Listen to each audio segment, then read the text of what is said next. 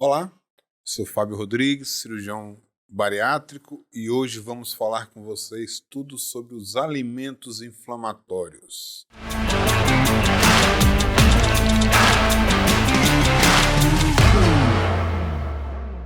Vamos lá, doutora Patrícia? Bora, simbora, meu povo. Bora, que tem muito assunto para poder falar hoje sobre esses alimentos inflamatórios, né? Na verdade, assim, a gente às vezes quer iniciar uma mudança de hábito e você começa a comer, mas às vezes você está ali inserindo todos os dias aquele alimento que realmente faz um grande mal para você, né? Causa ali um processo muito ruim dentro do seu corpo, né? Então, a gente precisa aqui sinalizar, às vezes alguns, por conta que a gente tem o conhecimento, mas às vezes as pessoas fazem o consumo dele de forma regular, acha que aquele alimento não faz mal, não prejudica para a saúde dele, e ele consome como se fosse nada tivesse acontecendo. E a ideia aqui é de realmente alertar vocês e repassar alimentos realmente que causam malefício ali consumidos no dia a dia. Perfeito, doutora Patrícia, isso é muito importante. Isso é o que a gente chama, eu converso muito com os pacientes no consultório, que é limpar a alimentação, né? Que Fazer muitas aquela vezes, limpeza, né? quando o paciente faz aquela limpeza na sua alimentação, aquilo ali já é o suficiente para ele desinflamar, desinchar e já perde, na verdade não perde gordura, né? Acaba perdendo o líquido, né? Mas então vamos lá, doutora. Vamos elencar aqui os top 5, né? Que são os 5 alimentos mais inflamatórios, né? Não necessariamente por ordem de importância, ou qual é mais inflamatório, qual é menos inflamatório, mas a gente elencou os top 5 só para poder ficar mais fácil de lembrar os 5 principais alimentos inflamatórios. O Sim. que a senhora tem para nos dizer desses 5? Qual seria o primeiro? Não em ordem de importância, mas o primeiro que vem à sua mente agora. Então, alimentos inflamatórios são alimentos que eles causam uma inflamação no nosso corpo, decorrente do excesso ali da sobrecarga desse metabolismo, onde você tem ali toda uma alteração da parte, tanto a parte do intestino, a alteração da parte da parte de vascularização, a inflamação ali na parte de capilar. Então, a gente vai ter toda uma alteração associada ali a um estresse oxidativo. Perfeito. Então está relacionado ao estresse oxidativo que determinados tipos de Com a alimentos sobrecarga do. causam no nosso organismo. E essa inflamação, ela pode ir desde inflamação no intestino a qualquer parte do De forma corpo, de generalizada. forma geral. É uma inflamação sistêmica, É uma inflamação sistêmica e aguda, né? E aguda não, desculpa, crônica, Isso. né? Então a gente tem que ter muito cuidado por conta que a inflamação, ela é um ponto, na verdade, ela é um processo muito importante para o nosso corpo, né? Porque quando a gente tem um trauma, quando a gente sofre uma cirurgia, passa por uma cirurgia, a gente vai ter todo um processo inflamatório ali que vai trazer ali substâncias, né? Vai trazer ali a parte toda de um processo que vai ser benéfico para o nosso corpo. Aquela inflamação aguda. Isso, que ajuda Né? no reparo de lesões. De lesões, né? Então vai ter toda aquela reparação, ali, acionamento das células de defesa. Então, aquele processo agudo, aquela inflamação aguda é benéfico para o nosso corpo. Mas uma inflamação crônica, né? Aquela inflamação que vem se arrastando ali, Persiste ao longo persistente dos anos. ali, aquela ali realmente é uma inflamação que causa um prejuízo enorme. E esses alimentos sistematicamente consumidos, eles causam inflamação crônica ao longo dos anos na vida da pessoa. E o que é mais importante, a maioria das pessoas nem sabem quais são, nem sabem que isso está lhe prejudicando. Isso mesmo, e hoje foi super interessante porque eu atendi mais cedo um paciente e aí eu falando para ele sobre um alimento inflamatório e ele falou, parou assim e pensou, disse, não, é verdade, quando eu como ali, quando eu vou em tais locais que eu consumo esse tipo de alimento, eu percebo logo que meu abdômen, meu intestino começa já a fazer barulho, muitas vezes eu corro para o banheiro, muitas vezes eu fico cheio de gases, né, fica aqueles gases mais fétidos, né, ou me dá dor de cabeça. Então ele começou a relacionar, aí eu falei, você tem que observar, porque muitas vezes você nem observa e nem faz a ligação do que aquele sintoma está relacionado àquele alimento. E aí ele falou, mas doutor, às vezes as pessoas consomem e nem sabem realmente que aquele alimento faz mal. Às vezes não, a maioria das vezes, né? Isso mesmo, a maioria das vezes. Eu associo muito com os pacientes que às vezes eu peço para tirar um determinado tipo de alimento e depois eles voltam, o paciente com dores articulares, é impressionante, né? Sim. O quanto de artrite a alimentação dá também, da inflamação das articulações, e isso acaba prejudicando muito essas pessoas. Verdade. E assim, doutor, a gente tem os exemplos de alimentos inflamatórios, né? Então quais seriam esses principais alimentos inflamatórios que nós temos no nosso dia a dia? para a gente aqui enumerar aqui quais são os alimentos, vamos começar aqui por um alimento que está todo dia na mesa de milhões de pessoas e a grande maioria não sabe consumir ali, fazer o consumo de uma alimentação, de uma refeição, sem que ele esteja ali sendo base, sendo contido ali em algum prato, né? É o grande açúcar, né? Aquele açúcar branco, onde você adoça e dá sabor a tudo. Aquele açúcar branco, aquele açúcar ali que está totalmente industrializado, já perdeu todos os qualquer nutriente que tivesse ali, por conta que ele está totalmente ali, na verdade já se desfez ali todas as substâncias benéficas ali, né? E aí é um alimento que ele causa pressão alta, um alimento que ele altera toda a parte vascular, um alimento que ele inflama realmente, consideravelmente, porque ele causa uma hiperglicemia. Com essa hiperglicemia, você faz aumento de inflamação, você faz aumento da parte de ganho de peso, você faz retenção hídrica. Então, é um alimento que provavelmente as pessoas consomem todo dia, é viciante. Você poderia até mesmo comparar o açúcar a uma cocaína.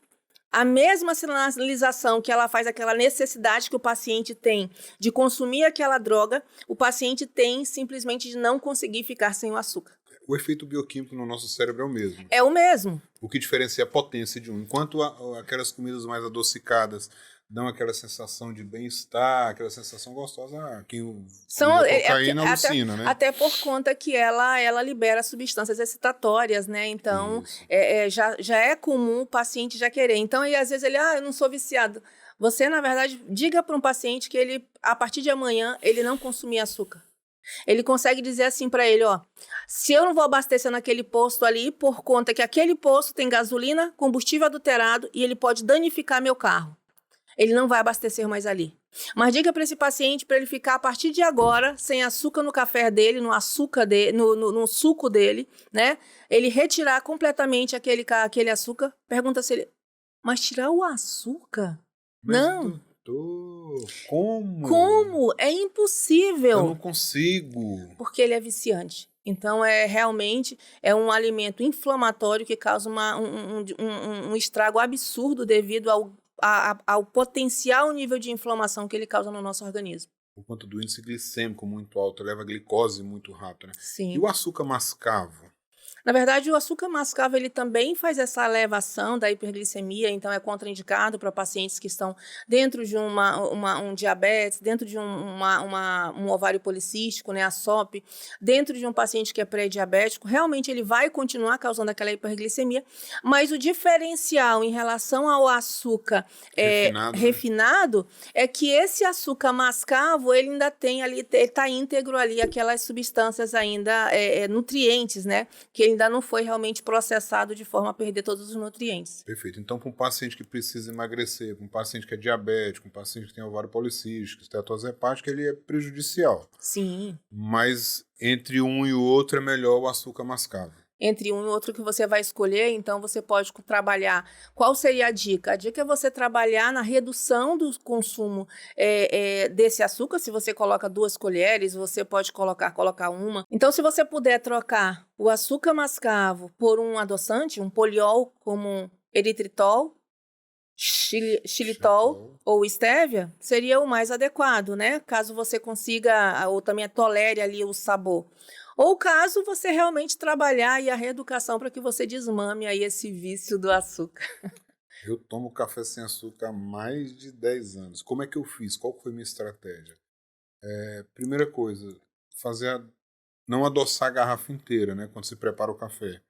E passar a adoçar a partir da colherzinha mesmo. Eu comecei diminuindo a quantidade. Eu colocava 3 colheres, passei a colocar 2, passei a colocar 1, depois eu acabei tirando e ficou fácil fazer essa redução. Além de fazer isso também, né, eu vou colocar como eu parei de consumir o açúcar, foi trocar realmente por conta que as nossas primeiras papilas são as papilas doces, né, que chega ali, sente o sabor do docezinho.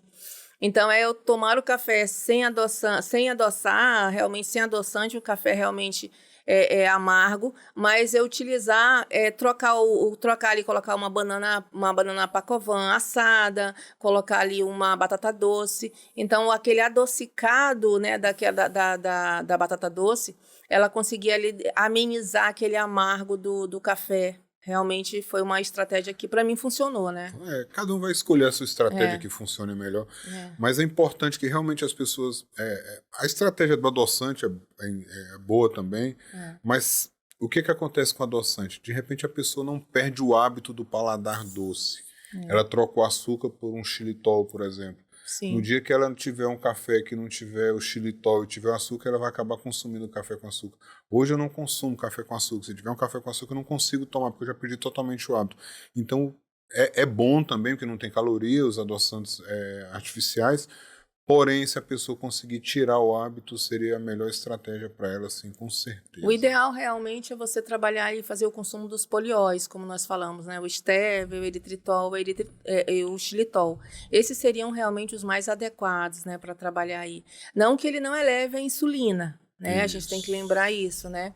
Mas a gente pensar ali no menor malefício ao nosso organismo, pensando aí em bem-estar, né? Pensando aí em saúde a longo prazo, né? Perfeito. Melhorar a inflamação. Melhorar a inflamação, isso mesmo. Perfeito. Nós estamos falando dos alimentos inflamatórios, né? E o segundo, doutora Patrícia, qual seria o segundo da nossa lista? O segundo da nossa lista é outro queridinho que quando a gente fala chega a dar até para arrepiar. Para os nossos pacientes. É o glúten, né? O glúten é um alimento hoje, né, que praticamente é base de tudo. Quando a gente viaja, tá em alguns locais, você não consegue nem encontrar ali um alimento, alguma coisa que não tenha glúten. Agora, por quê? Porque, na verdade, por que o glúten é inflamatório, né? E a gente vê isso muito na prática clínica dentro do consultório, como você falou. É um paciente que tem ali uma doença autoimune, tem uma fibromialgia, é um paciente que tem ali uma dermatite crônica, é um paciente que tem ali toda a queixa gastrointestinal, é um paciente que sofre de cólica, tem ali a alteração do aspecto das fezes. Quando você faz a retirada, né, desses alimentos inflamatórios, como a gente vai citar aqui o glúten, você tem uma melhora significativa dessa inflamação. Porque o glúten é uma proteína, né, que ela foi, na verdade, é um alimento que foi modificado geneticamente, que era um trigo, né, aquele trigo do tempo de Jesus, né, então, o pão do tempo de Jesus, mas não era bom? Realmente, aquele trigo realmente era bom. Era diferente do que a gente consome hoje. Era diferente, então hoje a gente tem ali um trigo anão, né, que foi modificado para que ele conseguisse aí ter uma maior produção, para poder justamente alimentar, na verdade, a grande população mundial que cresceu, né, e aí você fazia uma produção em maior escala, com menos perda, e teve que ser modificado geneticamente. Hoje, realmente, o nosso organismo ele ainda não está preparado para degradar essa molécula. Para poder fazer a digestão adequada. Para fazer a digestão adequada. Então, para você ver, dentro do nosso intestino fica aquele muco, né? Entendeu? Que aquele muco, muitas vezes, o que ele faz? Ele agride, na verdade, ele colaba ali, né? Inflama, né? Aquela parede da mucosa intestinal, né? Causando ali uma irritação, né? Que realmente causa essa inflamação. Perfeito. E essa irritação tanto permite a passagem de micro-organismos, algumas coisas que não eram para passar para a corrente sanguínea, como também não deixa absorver alguns nutrientes. É por isso que a gente tem tanto paciente obeso, desnutrido. Desnutrido. Por quê? Porque como ele irrita aquela parede, nós temos ali uma barreira intestinal. Essa barreira intestinal justamente é uma barreira de proteção. Proteção para que o nosso organismo não seja invadido, né, por moléculas inflamatórias. E no momento que você faz o consumo exagerado, repetidamente, em grande consumo, realmente todos os dias ali comendo, colocando sempre para dentro ali aquele alimento inflamatório, não dá nem para o nosso intestino, né? Pô, já vai acabar? Não, aí lá vem mais, né? E lá vem mais. Aí quando não come o açúcar, come o trigo. Aí quando não come no trigo, a gente já falar o outro, né? Então aí você vai, segunda come, de manhã come o café, de tarde come outro cafezinho, aí na hora do lanche come mais um pudinzinho. Então você vai colocando sempre alimento inflamatório, então não dá tempo. Não dá tempo de reparar, né? Não, então o que acontece? Chega um momento que aquela barreira ali intestinal, que seria uma barreira de proteção, realmente ela começa a penetrar substâncias que não deveriam, causando ali realmente uma inflamação de forma sistêmica, fraca, porque ela entra ali, ela causa uma inflamação de forma, inclusive, muitas vezes, inflamando até a parte, o quê? Sistema nervoso central. Sistema nervoso central. Por isso que nós temos uma ligação muito grande do nosso intestino hoje. A psiquiatria já tem ali comprovação com a parte do nosso intestino. Por conta que o intestino é a porta de entrada. Tem uma doença muito comum, né? Que é associada às doenças intestinais, doutora. Qual é? Fala para os nossos seguidores aí. Pode falar, doutor Fábio. Depressão. Sim. É importantíssima a relação da depressão com a disbiose intestinal. Com a disbiose intestinal, inclusive com a intolerância alimentar. Exatamente. Uma das causas de depressão, muitas vezes, você tem que investigar a intolerância alimentar, porque o paciente ele tem intolerância, ele não consegue degradar, não consegue metabolizar aquele alimento, e ele sim pode ser uma das causas, sintomas é a depressão. Perfeito. E o próximo, doutor? Eu posso falar o próximo alimento pode, inflamatório? Que eu adoro senão... esse. Eu adoro esse alimento inflamatório, porque ele faz parte da tríade do café da manhã do brasileiro. Então, sim, o cara acaba de acordar e ele já toma. O café com açúcar. Café com açúcar, leite e o pão. Nós falamos do açúcar e do pão, agora o leite. Então, o que acontece? Olha como é que a gente acorda. Nossa primeira refeição, qual que é o prato principal do café da manhã do brasileiro? Pão, café com leite e o açúcar. Então, assim, nós já acordamos na primeira refeição do dia colocando, já dando uma porrada no nosso organismo. Isso mesmo. E o leite, doutor, ele é muito... Eu já vi muitas reportagens, uns atacam, outros defendem, uns dizem que ele é neutro, outros dizem que ele é... Mas vamos, então, assim, explica pra gente porque desse alvoroço em relação ao leite. Vamos colocar aqui, primeiramente, a gente tem 2 tipos de leites. Tem um tipo de leite, um outro que diz que é leite, né? Vamos ser mais... isso melhor, aí, melhor. Deixa eu tomar aqui minha aguinha, povo. Realmente, nós temos o leite e o outro que dizem que é leite, né? Porque, na verdade, pessoal, aquele leite, realmente, aquele leite, você que morou no interior, você que já foi numa fazenda, você realmente que já viu ali um leite que sai, que você compra, na verdade, ali, chega aquele leite lá naquele papeiro lá, que tem que fazer o quê depois que chegou em casa? Ferver. Se você não ferver aquele leite, 2, 3 horas depois ele tá talhado, tá totalmente coagulado.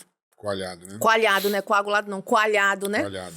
Então, aquele leite, sim, aquele ali é o verdadeiro leite, porque ali ainda tem todos os micro-organismos, né? Todas a parte que realmente que faz benefício pra gente. E se esse leite coalhado eu não guardar na geladeira, no outro dia amanhã ele amanhece... Podre.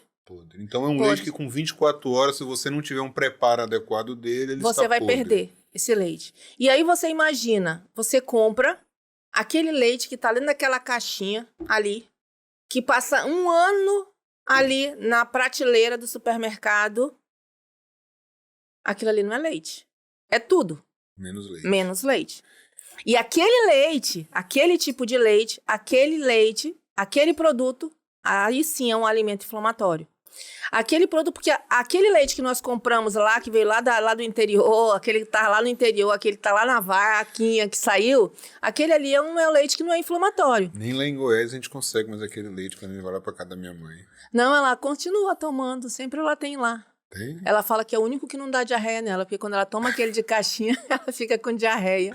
Olha. E ela perguntou, Patrícia, por que aquele leite, por conta da Dona Valmira, o leite que tá lá na prateleira, para ele permanecer por 1 ano dentro daquela caixa, que aquela caixa, todo aquele material daquela caixa já é cancerígeno, aquele leitezinho ali, aquele produto foi todo modificado. Então, ele foi todo esterilizado, pasteurizado muitas vezes, e aí, ali, até soda cáustica tem. Totalmente modificado. Totalmente modificado, não tem nutriente nenhum, não tem cálcio, não tem. E aí, você ingere aquele leite, e aí ele vai fazer o quê? Agredir o seu quê? Seu intestino. E aí, como é muito comum hoje em dia, a gente vê o quê? Depois da agressão que ele faz, a destruição ali, a gente já evolui com tanta intolerância à lactose. É tão comum hoje as pessoas que têm intolerância à lactose, não é isso? Isso. Então, é devido ao consumo. Então, assim, a gente tem que repensar. Realmente, é necessário tomar um café da manhã com leite pela manhã? Com esse tipo de leite? Com esse tipo de leite? Por conta que eu digo com esse leite, por conta que é muito difícil a gente aqui conseguir, não acha, né? Mas então é necessário a gente tomar? Então, a gente precisa fazer escolhas. E essas escolhas, elas vão realmente, pode ser feitas de forma organizada, programada para que você realmente aprenda. Porque não vai ter uma pílulazinha mágica que vai colocar aqui, a gente vai tomar hoje, amanhã eu não vou mais tomar leite, nem vai mais dar vontade. Mas você já tem um hábito, mas você precisa gerar, por conta que você precisa querer algo muito além. E esse além, ele precisa ser realmente feito por você. Precisa ser dado passos para você e nas suas escolhas elas vão estar totalmente relacionadas ao que você vai querer amanhã. Tem que ser algo além do emagrecimento. Tem que ser algo além do emagrecimento. É além do peso. É além de você querer. Então, você tem que pensar, realmente, saber o que você quer. Porque, às vezes, eu vou tomar isso hoje, mas será que você sabe o que você quer? Você quer envelhecer como? Envelhecer todas nós vamos chegar um dia. Agora, como nós vamos chegar Como lá? Como nós vamos chegar lá, a gente precisa começar a escolher hoje. Né? É no café da manhã, você, em vez de começar a diminuir esses alimentos inflamatórios. Pô, estão mandando eu tirar o açúcar do café, o leite do café e o pão. O Ebran tá até triste ali, a nossa editora ali. Ele tá escutando a gente falar que o bicho tá ficando murchinho, coitado. Ele não vai mais nem, né? Pelo amor de Deus. Mas qual que é o seu café da manhã todos os dias, doutora Patrícia? 4 ovos a 6 ovos cozidos, mais praticamente, pessoal, clara, porque eu tenho alergia à gema, né? Eu tomo café preto, sem açúcar, e faço uso de uma porção de frutas com castanha ou semente de chia, gergelim, né? Eu escolho lá uma, né? Eu sempre coloco. E o meu óleo, o azeite de oliva. Mas antes de eu fazer isso, eu comecei a acostumar aqui a comer. Eu amasso 2 bananas e trituro um pouquinho de semente, coloco e misturo na banana e como. Por conta que a banana é um dos alimentos mais ricos em potássio e triptofano, né? Banana pacovan e batata doce às vezes. E a banana pacovan, desculpa. Que é o mesmo seu, né? Você só não come a banana. Outra banana de... Aquela banana que eu como amassada com as sementes. Foi difícil chegar nesse ponto? Foi, não é fácil. Na verdade, foi toda uma mudança por conta que a gente já teve, na verdade, quando a gente tem filhos, né, você quer realmente que, às vezes eu sempre pego, né, eu queria que meu filho não comesse, mas os filhos são somente reflexos, né? São os nossos reflexos. Então, para a gente mudar a alimentação, principalmente do nosso filho mais velho, que é o Fabinho, que tinha todo um erro alimentar, nós precisamos começar a enxergar o que nós fazíamos. E essa mudança começou por nós dois, né, que a gente começou a conversar, né, e trabalhar a alimentação do Fabinho.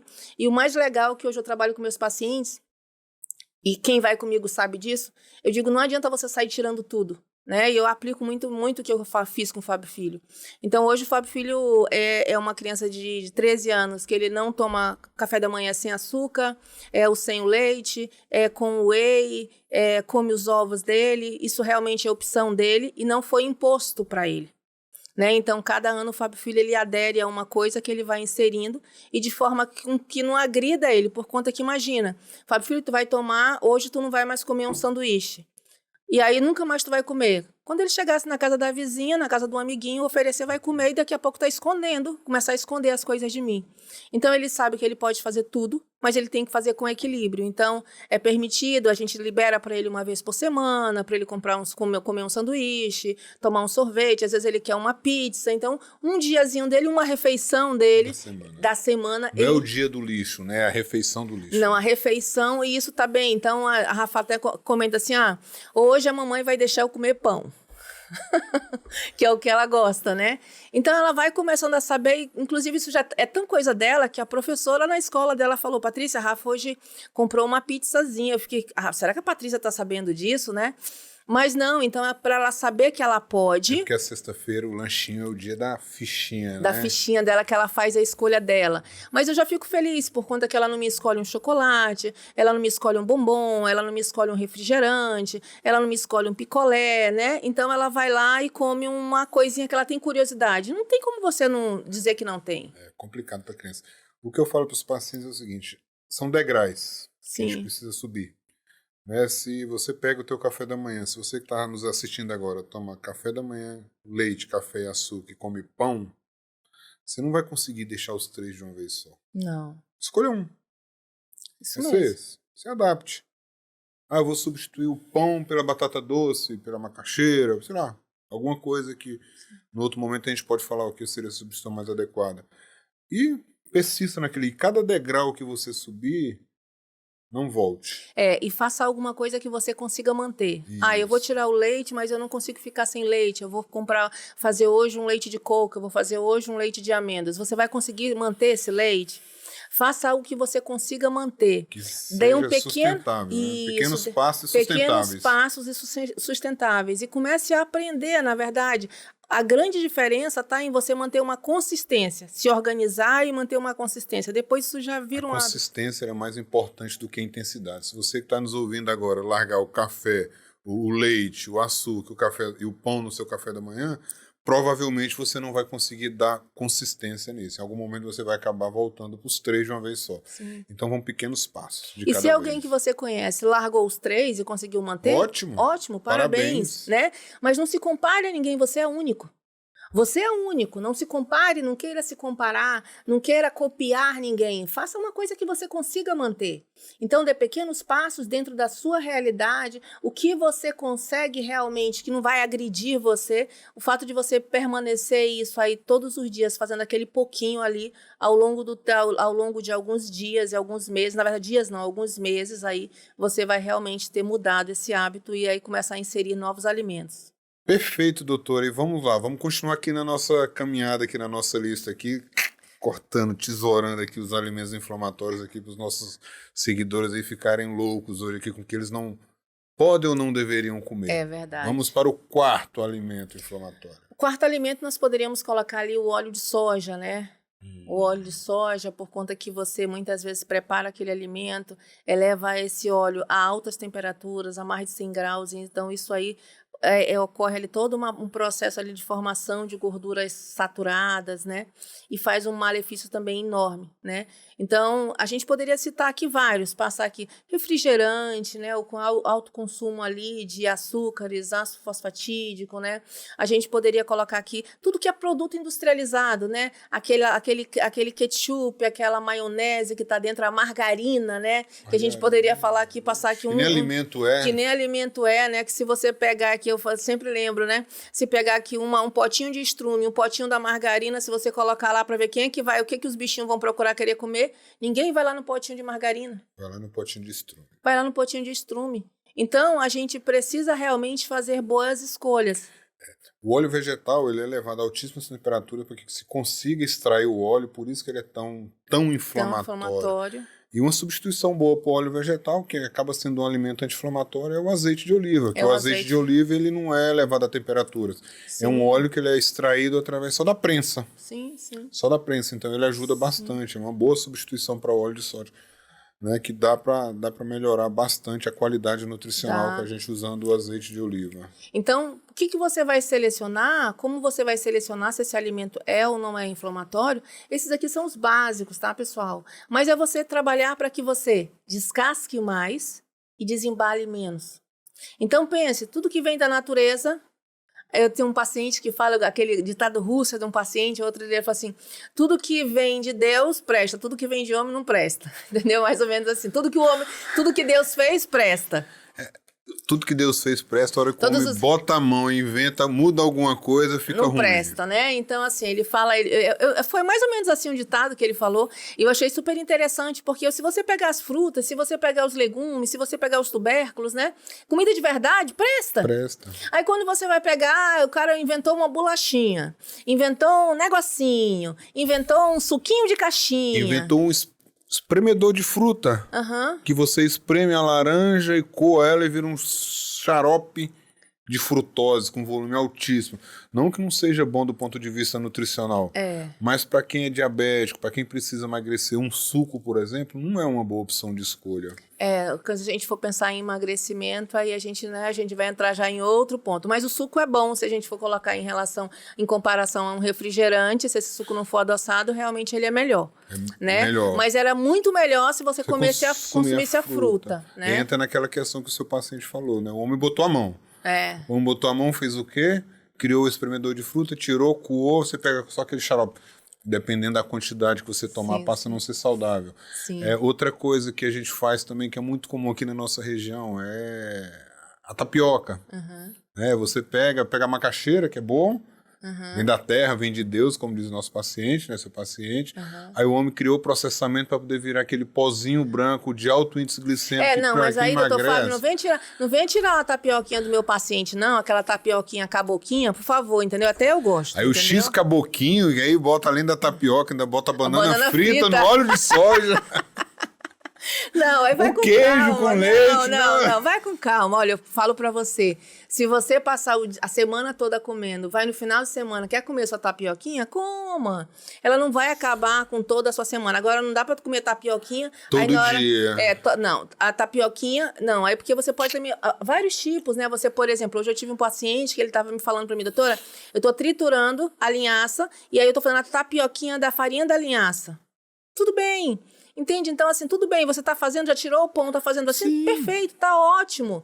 Então, eu acho que assim, você tem que achar ali seu meio termo. São os degraus, São os degraus, você tem que achar ali, porque essas coisas assim, muito...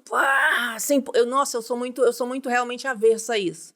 Eu, particularmente, eu sou muito aversa a isso, por conta que, pra mim, tudo que é demais, tudo que é 100% radical, não, pra mim isso não serve. Realmente não serve, por conta que tem dias e dias. Tem dias e dias, a gente tem que entender. Sempre eu falo, cara, entender, você tratar emagrecimento é você realmente querer ouvir. Tem que trabalhar autoconhecimento. Autoconhecimento, mas assim, e ele tem que fazer esse autoconhecimento, ele tem que entender o que é melhor para ele. Ele tem que trabalhar dentro de um equilíbrio. Por conta que você vem numa mudança muito drástica, por conta que você não tem que só mudar a alimentação, você tem que mudar a alimentação, você tem que trabalhar o seu sono, você tem que trabalhar o seu intestino, você tem que trabalhar o consumo de água, você tem que trabalhar... Então, atividade física. São muitas coisas que ele vai trabalhar. Então, essa coisa radical é legal às vezes só para algumas pessoas. Então, sabe aquela receita de bolo 100%? Ela não funciona para assim. Cada pessoa tem uma identidade, você precisa entender o que aquela pessoa precisa, o que ela consegue fazer, porque é muito além do peso. Ele não é só você mudar, descer a balança, aquele número na balança. Não é só você simplesmente colocar aquela roupa e ir naquela loja e pedir qualquer roupa, o número, e você simplesmente ter o número que você precisa usar. Não é simplesmente só você chegar e colocar-se para brincar com o filho, levantar, pular, correr, sem sentir as dores. É você acordar de manhã e você ter disposição. É simplesmente você escolher como você vai envelhecer. Então, na verdade, tudo depende de uma escolha. Tudo depende do que você quer. E isso é individual.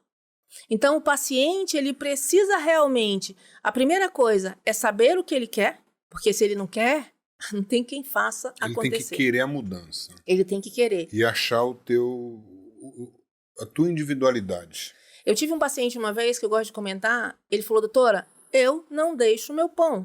E ele emagreceu, que ele precisava emagrecer comendo o pão dele. Mas o que ele teve que fazer?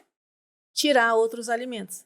Compensou em outra coisa. Compensou em outra coisa. Então, são situações que você precisa fazer, é aquela coisa da consistência que nós falamos. Então, se ele sabe onde é que ele quer chegar, se ele se organizar, se ele manter uma consistência, dentro da necessidade dele, do que ele consegue fazer, ele vai conseguir. Perfeito. É o déficit calórico. Não existe emagrecimento sem déficit calórico. Não. Agora, é aquela questão que às vezes a gente acaba indo pelo caminho mais radical, porque onde você consegue um resultado de repente melhor, mais rápido, porém não consistente. Consistente, não duradouro. Não duradouro, exatamente. Né? Aquele, a gente falou aqui do café da manhã do brasileiro, que é o... Pão, café, pão, açúcar e o leite. Qualquer pessoa que é acostumada a comer isso, ela tirar isso amanhã e dizer que nunca mais vai comer, provavelmente ela não vai conseguir manter isso por muito tempo e vai acabar retornando. Doutora, e rapidamente aqui, quais seriam alguns alimentos anti-inflamatórios? Então, alimento inflamatório tem aqueles alimentos que são anti-inflamatórios. Dá algumas dicas pra gente aqui sobre os Nós alimentos temos ali uma pessoa que quer trabalhar, que nós, na verdade, que precisamos trabalhar, a gente precisa trabalhar o consumo de alimentos anti-inflamatórios, né? Que são alimentos, os vegetais, os legumes, né? Que, né, a gente precisa também lembrar aqui, rapidamente, os probióticos. Sim. Probióticos são substâncias vivas, né, que trabalham ali na proteção dessa barreira. A gente posso citar aqui para você, dois, na verdade, o kefir, né, que é um alimento aí que é muito comum da água, né, e vocês também fazem da parte do leite. Tem aqueles produtos lácteos, né, que são os danoninhos, né, os iogurtes, né, os actíveis da vida. E nós temos também a kombucha, Isso é um probiótico que nós precisamos consumir para trabalhar ali na proteção e no benefício do nosso organismo. O outro alimento são os pré-bióticos, que são as fibras solúveis e as não solúveis. Então, a gente encontra ali, como eu falei, nos vegetais, né? Nas frutas, né? Nas folhas, né? Nos grãos, né? Então, a gente precisa trabalhar aí as fibras, entendeu? Uma média de 20 a 30 gramas de fibra por dia. E é importante que você lembre, se você tem prisão de ventre, não faz cocô todo dia, não evacua todo dia, é preciso que você nunca comeu fibra, nunca se tocou na realmente adequar esse consumo de fibra, fazer uma maior ingestão de água, para você não ter ali o efeito ali de ainda aprender a ele travar. Um rebote ali na hora que aumenta a ingestão de fibra. O aumento dessa ingestão de fibra. Então, você precisa trabalhar isso realmente no consumo de comida de verdade e trabalhar a mudança, né, dentro do seu tempo realmente, que é uma busca aí que você vai ter para você ter saúde. Isso não é perda de peso, isso não é hipertrofia. É qualidade isso nutricional. É qualidade nutricional do que você vai estar ingerindo. É seu combustível, escolher realmente um combustível de qualidade. Perfeito, doutora Patrícia. Então foi ótimo essa conversa, aprendi bastante hoje aqui com a senhora. Também aprendemos juntos. Aprendemos juntos, né? Espero que vocês tenham gostado aí dessas super dicas aqui que passamos para vocês. E continue acompanhando o nosso canal. Né? Isso aí. Siga lá no Instagram, doutor.fabio.rodrigues.manaus e assine o nosso canal e ative o sininho lá para receber as nossas notificações e aguardo vocês no próximo episódio. Isso aí, pessoal, foi um prazer aqui dividir aqui um pouquinho aqui do nosso conhecimento aqui com esse grande homem aqui, Dr. Fábio. É isso aí, pessoal. Então, a gente vai estar encerrando aqui mais um assunto que foi os alimentos inflamatórios. Fica a dica para vocês aí, façam uma boa escolha, porque realmente isso é você escolher o combustível que você vai estar dando aí à sua máquina, que é você, tá? Então, me sigam no Instagram, doutora Patrícia Santiago, _, tá? Ativem as notificações aí para receber as informações, tá? E vamos para a próxima, hein?